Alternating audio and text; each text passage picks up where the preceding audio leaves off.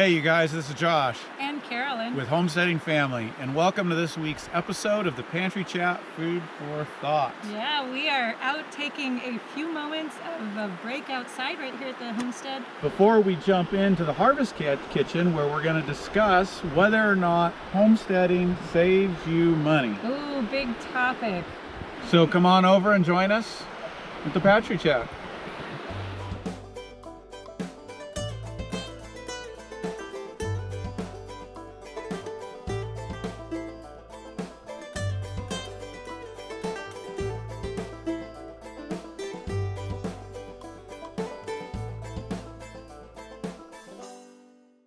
Welcome back to the Harvest Kitchen, and man, it was a little chilly out there. Yeah, it's so pretty up by the river though, and getting to see the river this time of year with all the snow and all the ice and everything going on up there. It's just a beautiful spot. Oh, it is. It's gorgeous. We're very blessed to have such a neat place to live. Yeah, although I gotta say, this time of year you stop getting the pristine look of winter a little bit. It starts getting a little kind of muddy looking. Well, and at least this year. Especially this year. This is early for February. We're getting rains. We're getting a melt and then a freeze. Right. And it's just, this is a little early. Yeah. But hey, maybe spring will come early and we'll get out into the garden early. Maybe. We've had years like that. I'm ready. I'm ready to get my fingers in the soil. Absolutely. So anyways, before we get into topic, let's catch up a little bit and answer a question. So what's been going on with you? Well, I injured myself this last week. If you guys watched last week, Josh and I were supposed to go out on a special birthday ski date. Ski date for my birthday. First He ever ski started talking date. about double black diamonds, and I figured I better find a way out. And all of a sudden she said, "Oh, my leg hurts. I can't go." No, in all realness, I actually injured my hip this weekend. But it was kind of a minor thing, and I'm pretty much over it. But I spent a couple days laying in bed, literally. That, you want to drive me crazy. I'd say that's tough Stick me in bed. I couldn't even knit the ankle that I had to lay in. Like, I could kind of read a book. It was obnoxious, actually. Hey, but did you get some good care?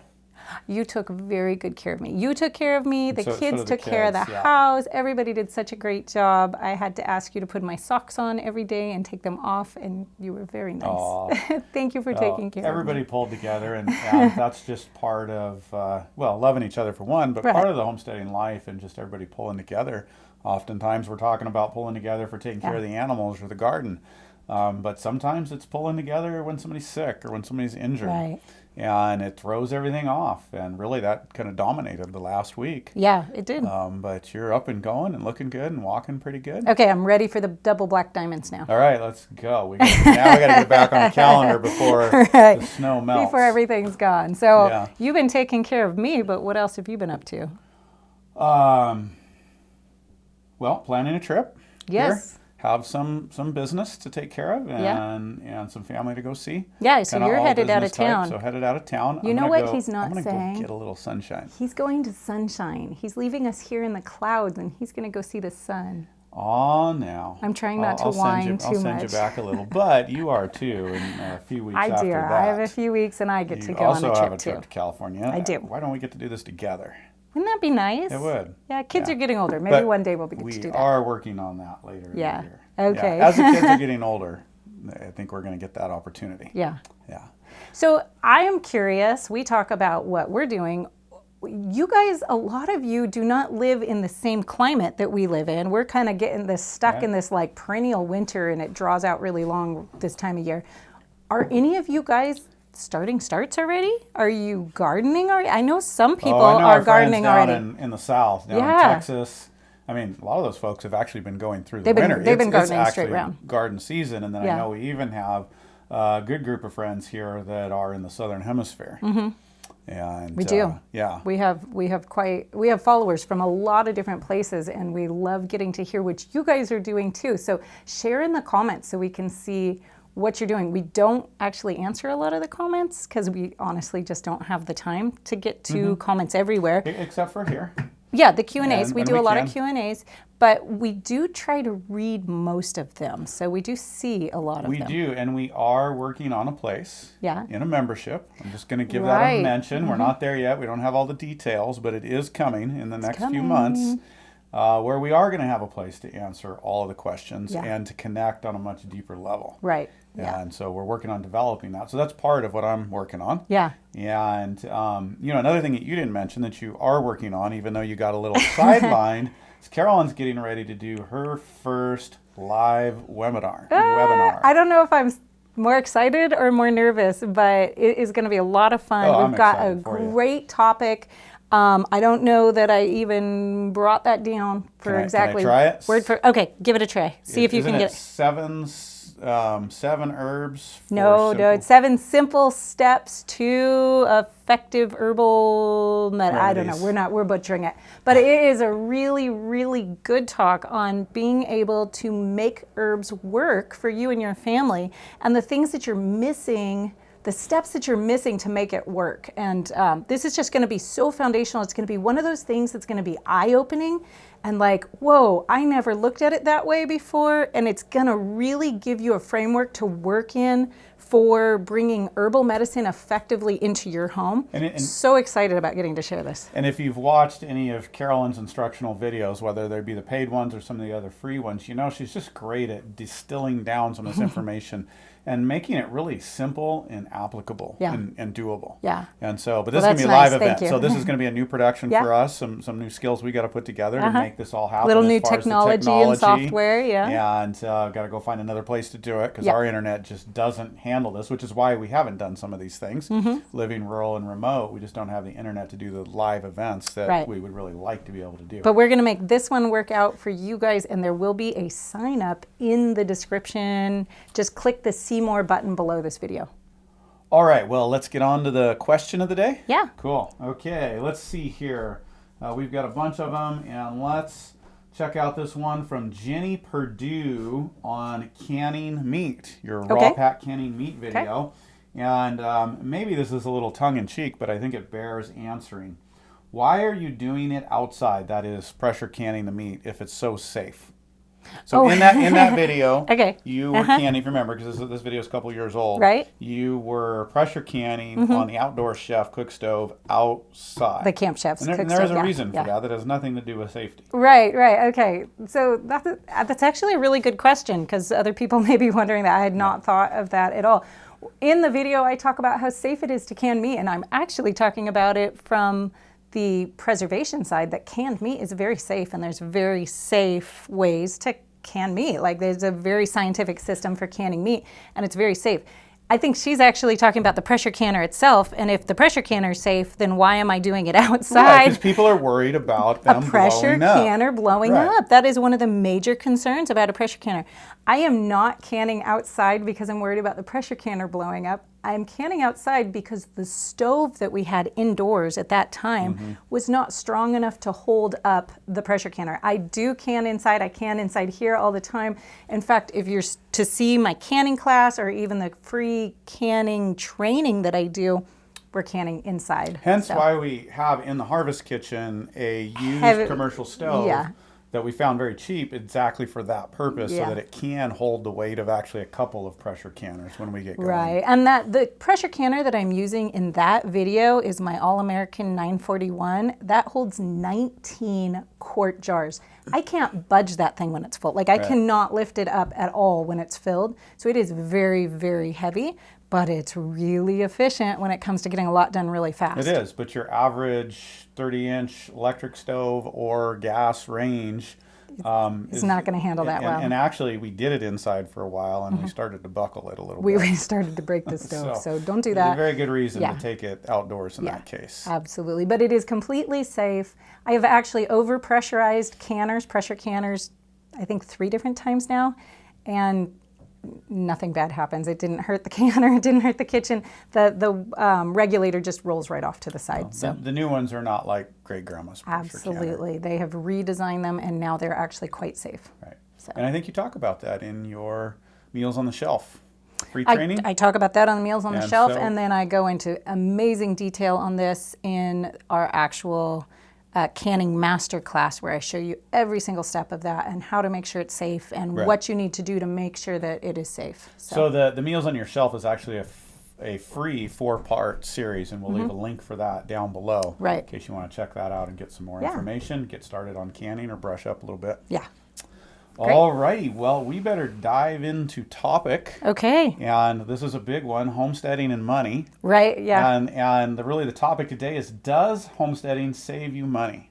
A lot of us are coming at it from the angle of wanting to produce, our own food for lesser cost. Right. That's not our sole goal, and I know it's not everybody out there, but it is a lot of people's goal is to homestead in order to live more frugally. Right. And save money on your food. And the real question we need to ask ourselves and look at is, does it? Does it really save us money? Can I give a spoiler alert right now and answer that? You bet. It depends. It really depends. You're stealing my line. I know, that's his line, but it does depend. It absolutely does. And it's why planning and strategy, which we talk about often in January, is so important, because you've really got to be keeping records, looking at what you're doing, and evaluating if things are working for you. Because sometimes it's going to save you money, sometimes it's not. Saving money isn't always the goal. Sometimes there are reasons to do things, even if there's a higher cost to it. Right. Absolutely. So I think right now we're going to run through some different homesteading scenarios and look at whether that's a money saver or not. Or whether it can be, or right. whether it can be. Yeah. And then we're going to talk about some of the principles behind actually understanding how to evaluate that, right? I think so, but let me back up for just a second to explain that, why we're going to dive into a few specifics, because you really can't answer the question, does homesteading save you money? There's so many different areas in our life, and each one of us and each one of you are probably practicing different areas and different skills and doing what you can with the resources that you have. And so what we've really got to do is learn the skill of looking at different areas of our life that we're working on, and is this working? Right. And is this worth doing? And so it's best to look at it one at a time. Obviously, we can't cover them all here, so we're just going to go through a few. Right. Yeah. Absolutely. Okay, so I'll throw this one at you here. Okay. Does home cooking really save you money? Oh, this is a big money saver in general. Now, if home cooking, your definition of home cooking is going to the store and getting boxes of things that you're going to heat up on the stove, it probably isn't saving you any money, and it's probably not making you any healthier. But if you're actually starting with from scratch ingredients, things that have no ingredient list attached to them, then I can almost guarantee that you're going to save money on it. Now, you can't go from a diet of store-bought mac and cheese to a diet of wild-caught salmon that's been flown in and asparagus and all these different great things, and really be comparing apples to apples, right? So you have to have some similarity in your diet. But if you're used to buying boxed rice-a-roni, going to a homemade rice dish like that is hands down going to save you money and give you a better quality and probably healthier, hands down healthier. You just get rid of all the preservatives and all the extra junk. And a lot of times that's sugar. So you're going to get a lot healthier with that. So I think home cooking is one of those areas where you can say actually pretty confidently that across the board it is going to save you money if you're comparing apples to apples. Bread is one that we've actually looked at quite a few times. I saw this actually the other day. I was in a shop in town and they were selling homemade little loaves about like this of sourdough bread, and it was $5 for a loaf this size, and that was from all-purpose white flour. That wasn't like einkorn flour or anything. And I know for us that we could make that loaf for probably 50 cents or less. And so, that's a huge cost saving right there. Well, and another one is fruit. And it's been a while since I've done this, but at one point I went through the store and looked at some of the box snacks, and I looked at weight. You feel like you're getting a lot in a box snack, right? Like crackers or something like that? Crackers, Doritos, different things, versus some fruit. Pound for pound cost. Right. The good fruit was always less expensive. Yeah, and that's even if you were buying it. Yes, but then that's if what you're I mean. making let alone if you're growing it it or harvesting yourself. local. But I'm just talking about going to the grocery store and starting with what you're talking about, home cooking, because this really ties into something that we tell most of you. If you're just getting started, where do you want to start? One of the best places is starting to cook whole foods at your home. Yeah. In your home. Right. If you don't have the skills to cook whole foods and store whole foods and work with them, you're going to be overwhelmed if you grow too much of them. And so that's a great place to start, and it's a place to improve your health and start saving money. Yeah. absolutely. So I think home cooking, you could pretty reliably say, yes, it's going to save you money. It's probably going to save you a lot of money on your grocery bill, and you're almost guaranteed to eat better. And you know, the way to prove that is really to just go into the grocery store and do some price comparisons. Yeah. Look at the way you're eating now, if you're not eating, you know, home cooked whole food meals, and price compare what you can get for one versus the other. Right. And I think you're going to find that, yes, you've got some work in the kitchen to do, but you're going to find that you're going to save a lot of money while being healthier. Yeah.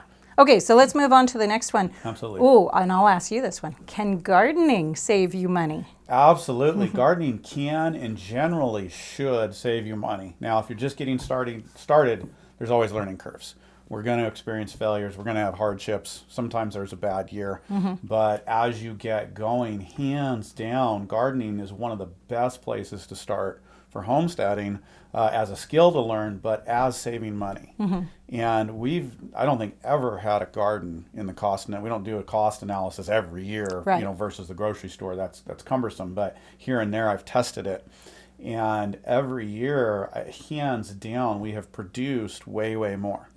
Now, the one thing we got to be honest about that we don't factor in, and most people don't, is the physical labor. The labor There is and the work time. there. Yeah. Well, and the time. And so you're putting your time to that. However, even figuring that in, you know, usually on our materials, so if we're buying in soil amendments, compost, organic fertilizers, buying our seeds, buying starts, even with all of that, every year that I've looked at it, and I tend to look at it more at the beginning of a garden, right, with the gardens we've started, it's been at least a 2x return, oftentimes a 5x return in really value high of what we put into the garden versus what we figured the value was pulling out. And usually we're gardening organically, and I'm looking at what I can just get good produce in the grocery store.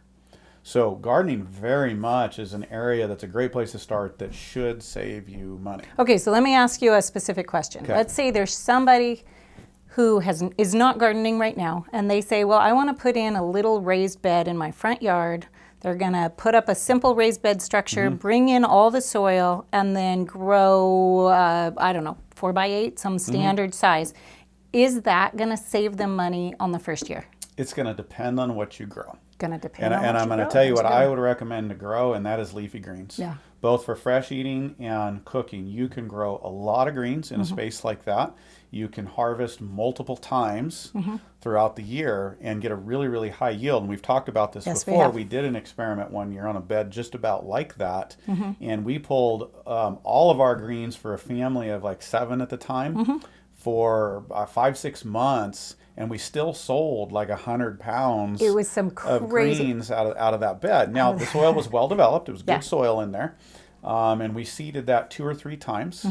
But it was absolutely crazy. So if you're willing to adjust your diet, absolutely. Now, if you're going to go put tomato plants in or squash plants in there, that's going to be a little more negligible in that size space. Because you can't fit as much in, you're not going to get as much of a return out of that space Right. for it. So yeah, especially in that environment. So you definitely need to match up the space, the environment, your own climate with what you're going to grow and your own needs. But it could save you money that first year if you're growing the right things, even if you have to bring everything in from scratch. Absolutely. And you're going to supplement your food bill. You're going to build skills, and you're eating better. Really and good more foods. Healthy. So yeah, absolutely. Okay, we better keep moving. Let's go on to another homesteading skill that's key to homesteading. That's preserving. Yes. So can preserving food save you money? So we're moving away from eating fresh whole foods and into the preserved and the energy that goes into preserving that food so that we have it for later. Is that a money saver?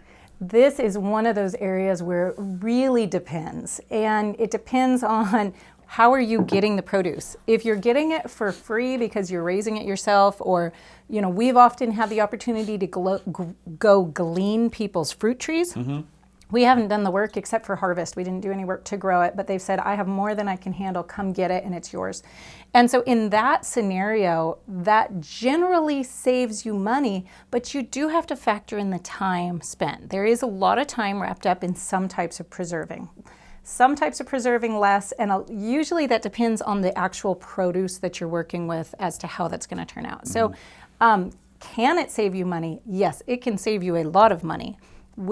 Can it Will it always save you money? Not necessarily. If you're going and buying full price produce and then spending all of that time and energy, not to mention a lot of times the infrastructure behind it to preserve it, that will not necessarily save you money. And in fact, my general rule of thumb for myself, we grow enough that I can do this, is that if I have to go buy it at full price, I buy it already preserved, if that's the point. If I have to go buy full-priced boxes of tomatoes to preserve them, I'm not going to go through the work of preserving them. I'm just going to go buy the good quality cans of tomatoes. If I can grow enough tomatoes, or I can get tomatoes for free, or I can get them at a really good deal because they're seconds at the farmer's market, then that's when I will put the work in to do the preserving. And I think you've got to know your environment too, right? And not only what you can grow, but what's available at the farmer's market or what's available around you to do that analysis. And one of the things you used to do, and I'm curious how this works out on the money side, we were learning, we didn't have access to the fruit that we have access today. And you bought a lot of seconds from a market grower. Yeah. And for cheap, instead of buying his first, let him sit the stuff he didn't sell, you would buy. You get a really good price on it by the, I don't know, it was the box or the bushel. Yeah. And you did that with fruit, you did that with beans, and you did preserve those and can those, what we didn't eat, so that we had that food through the winter. Do you think can by can that was absolutely economical? Here's what I did is I went to this producer and I said, anytime you have cheap fruit that you have to get rid of that still has enough for me to produce or to preserve, here's my number. I handed him a card. I actually took a business card and wrote my name and number. Call me for seconds. I buy seconds. And every time I would go see him, I would remind him, I'll buy your seconds. And he started calling me. At the end of the day, he'd be like, look, I'm going to have 5 boxes. I'll make you a really good deal if you'll come get them. And I got such amazing deals. Now, you have to be ready to jump on it because a lot of times those are seconds, they're going to go bad quickly. And they're not necessarily going to come at a convenient time for you. Right. So you have to be in a position where you're like, okay, I'm going to put everything down and can that tomorrow. But I got some amazing deals on really high quality produce. And so this brings out one of the points that I think we have to make about this whole topic is you've got to go look for resources. Right. You got to get out there and find out what resources you have and learn how to take advantage of them. When it comes to saving money on the homestead in any activity, it's really how you apply what you're doing. First deciding, is this worth doing? What resources do I have available? And then doing some cost comparison. Yeah. That's just some of the general thinking absolutely, yeah. that you look at it. And sometimes it's worth it. The quality is just better. You say you've got good, healthy, organic green beans that have grown very well. Maybe they're not super cheap. Your crop didn't come out well, or you didn't grow beans, and so you're going to buy them. But you've got a good quality product to put on the shelf for your family. Right. And sometimes that might even outweigh the cost in the moment. Right, yeah. Absolutely. Okay, you want to tackle another one Okay, here? yeah, what do we got? Can egg layers save you money? Chickens. This is such a big one. Yeah. This is huge because what do people do? You start a garden and then you get chickens. It's this just step A and step B for some reason in our minds. And we assume that those chickens are going to save us money because that's what everybody does. I think you just assume that having chickens and that they're going to lay eggs for you, that those are going to be better, cheaper eggs than what you can get elsewhere. Yeah. And this is one that we've learned that is often not the case. Right. Good eggs at home can be just as expensive as good eggs locally produced. Now, what you do get from it is consistently high quality eggs, and that can be hard to keep, find from a store all the time. Especially if you're getting them out and free ranging them. Because what I found a lot of times is the expensive eggs that have been around us in places, and they're organic, they're this or that, and they're even say they get outdoors, but so you're paying, in our area, it's $4, $5, $6 a dozen or more, and you realize that they're really not that great. They're local. Yeah, they've gotten outside, but it's regular feed that's non-organic. It is GMO. Right. And it's really not what you want. Right. And so again, you got to look at the details. You do. But egg layers can be tough to sometimes make productive and make those eggs high quality and cost well. And to do that, in my experience, this is where we really need to not just getting into free ranging, but into supplemental feeding. Feeding them the scraps, developing systems around your farm, like we're going to be doing this year on this property since it's new, planting elderberries, planting mulberries, giving them some of the berries, providing lots of other food. That's a way that you can make super high quality eggs for less and less cost. Absolutely. On the other hand, I think a huge mistake that people make is just to think, oh, well, I'll just turn my chickens out and they'll eat out of the yard and I'm going to get all these eggs. And it Not doesn't necessarily. usually work that way. Actually, you actually have to have a pretty high percentage of protein in their feed.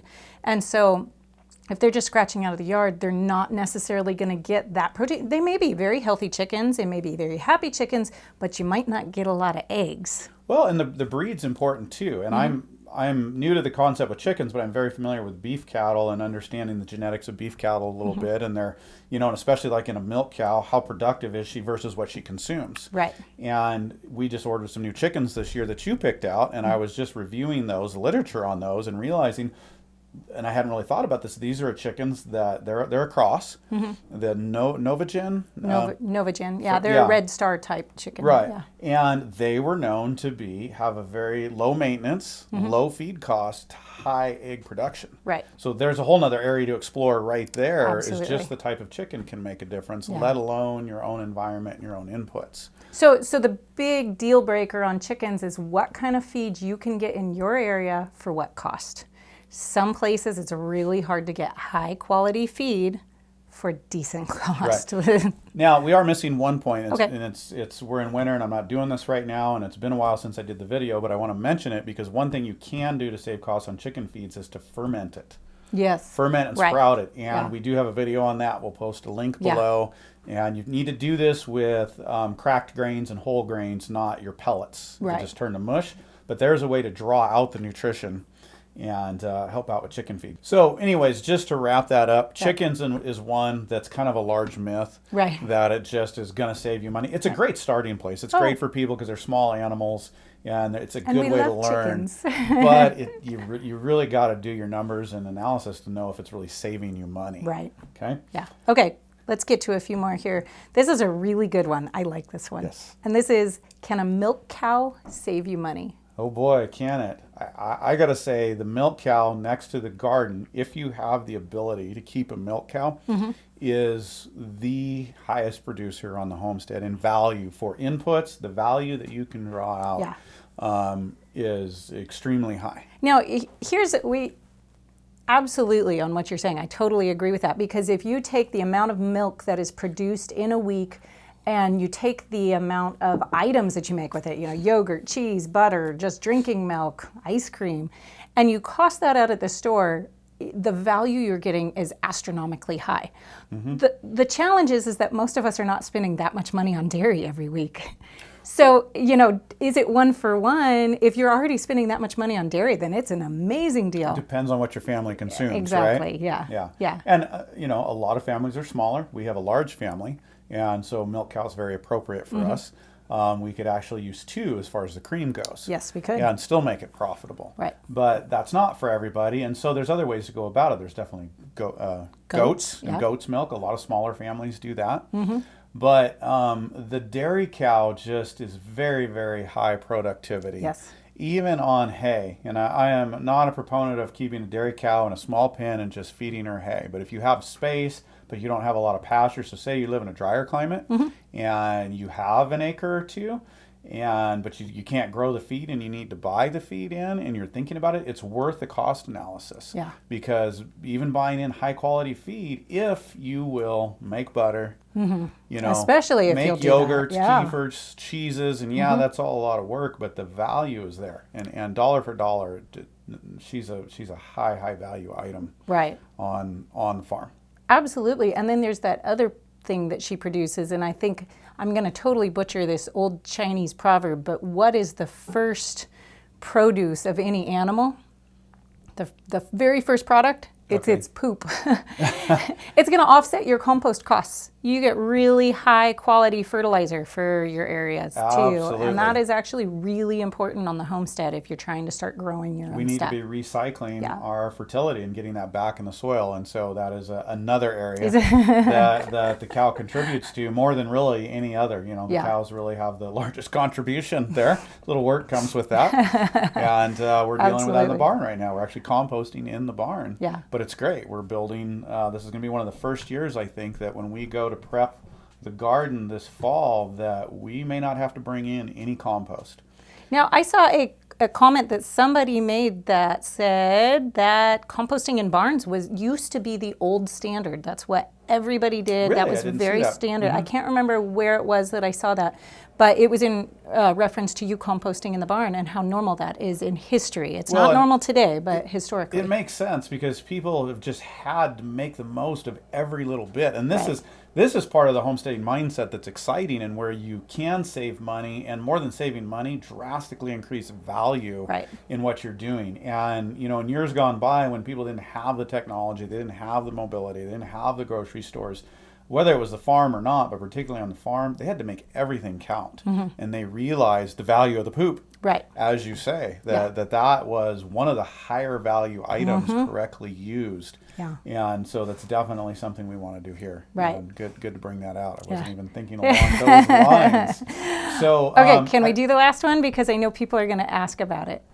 Okay. Okay, we're running short on time, but let's go into it. One, and we It got a is couple broad. things to cover. So. Okay, but can meat animals save you money? Raising animals for meat. They can. You're really getting into what kind of land you have, because most of your meat animals, we want to be pasture based. Right. Right. To take care of them well, to give them good space, a good life. Most of them are eating pasture.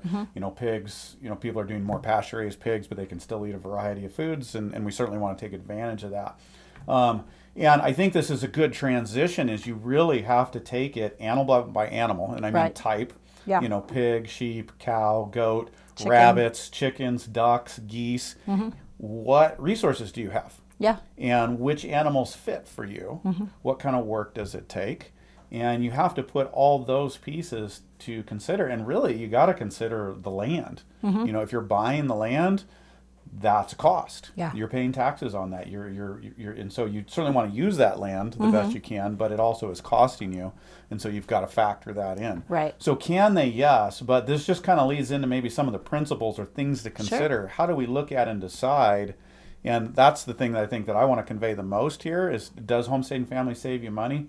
You need to do the work to look at the different areas in your homestead to find out if it's working for you. Right. And be willing to let go of something if you can't make it workable, and either put it out for good or come back to it later and focus on what you can make profitable. Right. And sometimes what changes that is if you can get the right infrastructure in place, right? Right. Is making sure you have the right infrastructure, and then all of a sudden it's doable and it's profitable, where it's not if you're just chasing it around without the infrastructure. But here's where we get hung up in a lot of people. There's this romantic view of homesteading, and these things we want to do and that we think you just do in homesteading. And we've been through this, Yes, and we've had to wrestle with this. And so you do these things because you want this animal. You want them on your land, or it's just what people say you do. But you're not really set up for it. You don't have the skills yet. You don't have the land. Maybe you don't have the access to the right feed. Right. And those can be hard things to let go of. Yeah. They can absolutely Right. be. So we've just got to be honest with ourselves. Now, we're going to Okay, wrap it let's up. get to And the you've got a principles. few good notes here, principles of things to think about. Right. Make sure that you are comparing apples to apples. I talked about this back up at the home cooking section there. Make sure you're comparing the cost that is of products that are as similar as you can to that you're producing. So if you're producing high quality, free range, organic eggs, make sure you're getting the cost of similar eggs the best you can. Right. In order to do a cost comparison. Otherwise, it's just not fair. Right. Okay. Know the resources available in your area and do some digging. Get out there and find out what's going on and what resources you have available to you. Go to the farmer's market, talk to people. If you're closer to town, drive out into the country. Look around online for farms you can visit. There's just so much creativity here, and Carolyn has been excellent over the years at discovering resources that can help make things work and create more value with less cost on the homestead. And it's different in every area of the country. We've lived in many different areas of the country now, and in some places they have really cheap, we don't like that word, very inexpensive, high quality hay, but you can't get good quality chicken feed for anything. You have to ship it in by the pallet. And in other areas it's different. What you can get is different. So just know what you can get in your area. Absolutely. Yeah. Record keeping, tracking the costs. This is important. If you really want to know, you have to write it down. Right. Yeah, it's pretty simple there. And then, of course, you have to think about the long-term cost and the benefit versus the short term. Sometimes things will cost less in the short term, but are they best in the long term? Right. And sometimes they're the opposite. You know, you can make really, really cheap quality something, and I mean cheap, and in the long run, it's bad for your health. Or you can spend a little bit more right now and have in the long run a much better health outcome for it. And I think that's important. I'm going to go sideways slightly, but tools is one of those. Yeah. A lot of times right. we want to go cheap on tools. They break, we replace them. And that's just one area. But think of the value you're getting, not just the cost. And that's Right. that long-term thinking. What value are we getting? And just wrapping it up into food, because that's where we tend to focus as far as homesteading. One of the values that really is very hard to put to dollars is the health that we gain and that our children gain from this lifestyle and from producing high quality food. Right. And that's hard to put a number on. And sometimes it is worth it, even if we think things are costing more. Yeah, absolutely. Alrighty, guys, we are out of time. Yeah. As usual, there's a lot packed in there. Next week we have a Q&A session. We do. We have a Q&A next week. We're I have gonna a question for you. Sorry, I interrupted You're talking over me I'm again. talking over you You guys again. have ribbed us for Have you- this, and this is just the way we talk. You know? Anybody wondered what You this just tell her to knock me on is the right head. here? It's my, keep him in line thing. One of you guys made this for us. Dwight, wasn't it? Dwight made this for us. It is a sauerkraut stomper. Dwight, you have no idea how long I have wanted one of these and just not gotten one. And so I am so excited about this. Thank you so much. Isn't that cool? It fits right in a wide mouth jar, and you can stomp down your sauerkraut. So thanks, Dwight. Alrighty, you guys. We will see you next time at the Q&A. Goodbye.